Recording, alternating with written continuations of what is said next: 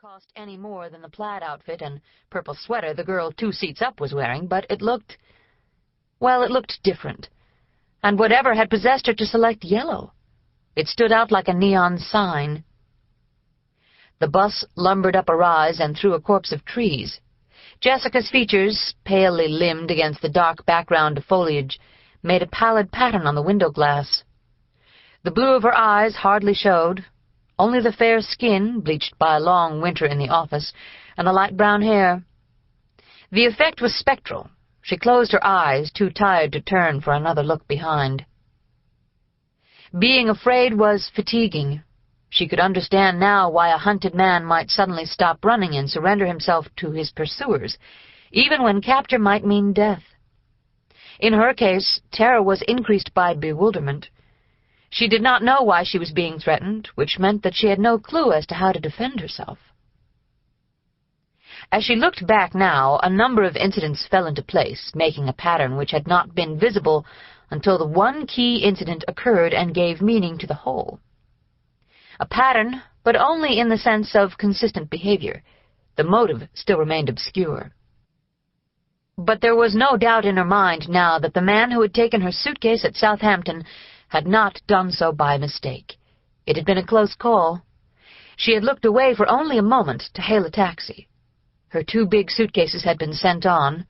They had arranged that for her on the boat, and as soon as she cleared customs, she had simply carried her one remaining bag out of the building and had stood by the street looking for transportation. The man who brushed by her was only one of many. There was a crowd near the quay, people embarking and disembarking, seeing friends off and meeting them. When, having obtained her taxi, she looked down to find her bag gone, her first assumption had been that it had been kicked or pushed away.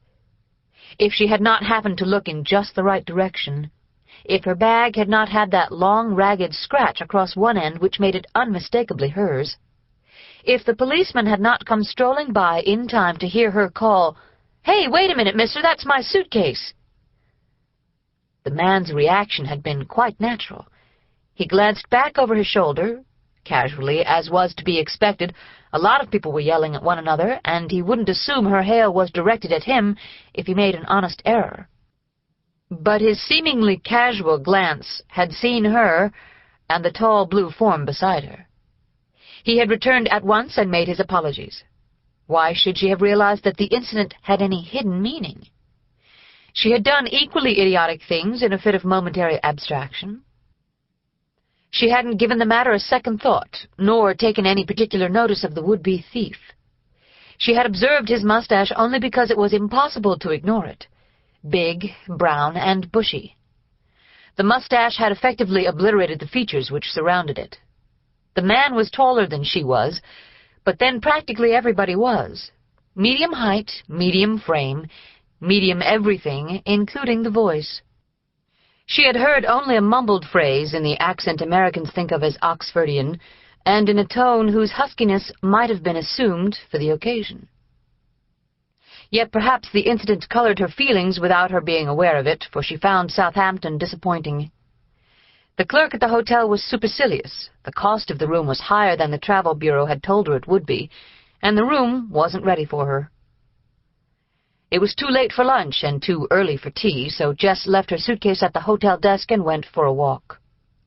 By that time her mood was so bad that she would have sneered at the Emerald City, and Southampton is not the most picturesque of English cities. She got lost, and her feet hurt. When she arrived back at the hotel, her room was ready, but the momentary satisfaction of this fact was immediately cancelled when she realized that her suitcase had been searched. The search had been thorough and unsubtle. The contents of her bag looked as if they had been stirred with a spoon, and her tube of toothpaste appeared to be missing. She found it in the bathroom, flattened on the floor. Its former contents festooned the washbowl like a long white snake. An older or more determined person might have called the manager and complained. Jessica was not timid, but she was still young enough to dread appearing ridiculous. How could she raise a fuss over a tube of toothpaste? Nothing else had been taken, not even her one piece of decent jewelry, a string of cultured pearls which had belonged to her mother. 2 telephone calls later, she was on her way to the bus depot and the last evening bus to Salisbury. Really, she kept telling herself, there was nothing interesting to see in Southampton. And now she would be in time for Sunday service at one of England's noblest cathedrals. The bus was a gleaming modern monster, an express which roared contemptuously past the green local buses. The inn was half-timbered, black on white, straight out of Elizabethan days. The smiling receptionist cheerfully produced a late supper, eggs and thick slabs of bacon, hot muffins and a huge pot of tea served with cream and lemon and brown sugar. Jess went to bed in a state of deplorable smugness, congratulating herself on her decision. She woke at dawn next morning with a renewed sense of the excitement which Southampton had almost destroyed. Her room was a funny little cubicle, all odd angles. The interior walls had the same blackened beams on whitewashed plaster as those which adorned the facade of the inn. There was a prosaic wash-basin in one corner and an electric heater beside it.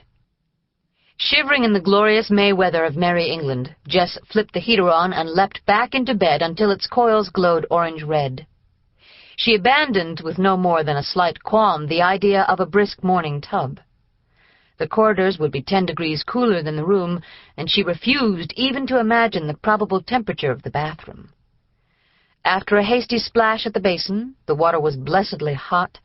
She huddled herself into her clothes, thanking heaven for the experienced friends who had warned her to bring plenty of sweaters. Then she opened the leaded casement window and leaned out. The fresh morning air felt the way chilled white wine tastes, light, heady like the concentrated fragrance of spring. She was high up over the old town. Across the gabled roofs of Salisbury she saw the spire of the cathedral, as slim and graceful as a girl's lifted arm. The most feminine of all the English cathedrals. She had read that in some guidebook. Now she understood what it meant. After a hasty breakfast, she was on her way. She walked fast because it was that sort of morning, not because she had any sense of being followed. It would have been hard to conjure up a premonition of ugliness in that setting. Down Blue Boar Lane to Castle Street. The very names conjured up the past, and there were old houses, converted into shops and inns, but lovingly preserved. Their curved black timbers looked bowed with the weight of years. Sunlight streamed down into the narrow streets, floodlighting old facades and sparkling off an occasional gilded crest above a door. The breeze lifted Jessica's curls, and she tied a bandana over her head.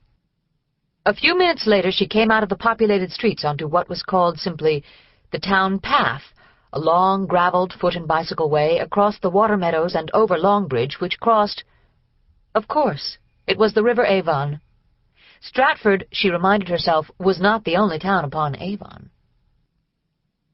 Jess leaned on the rail of the bridge and rejoiced. The scene was straight out of Constable. Or, to be more accurate, Constable had captured the scene and the atmosphere. How lucky she was to see it like this, with the vast blue arch overhead spattered with floating clouds. Across the tender green of the meadows her eye passed over the pale, earth-bound clouds of flowering fruit trees, to fasten on the perfect facade of the cathedral and its soaring tower, set on the meadows like a jewel on a green velvet cushion. She wandered on, stopping frequently to enjoy visual gloat, for each few feet brought a change in the picture, or in its frame of greenery and flowers, or in the shape of the puffed, gliding clouds. Amazing how satisfying primary colors could be, blue and white and green. But they weren't primary colors, that was the whole thing. The blue was a tone that most artists failed to catch. The green was not one shade but 1,000, shifting endlessly under the sun and shadow and wind, from chartreuse to emerald, through the whole spectrum of greens. After a certain point the view of the cathedral passed its prime, and she hesitated, wondering whether to turn back or to follow the path to its end. But the decision was not difficult. It was more fun to explore new terrain than to retreat, and the path ended somewhere in town near the cathedral. Of course, that view from the bridge. But it was the sort of thing that should not be experienced too often in a short span of time. Like a second piece of chocolate cake, it spoiled the memory of the first taste. Later she wondered what would have happened if she had retraced her steps. Had they followed her from the town, and would she have met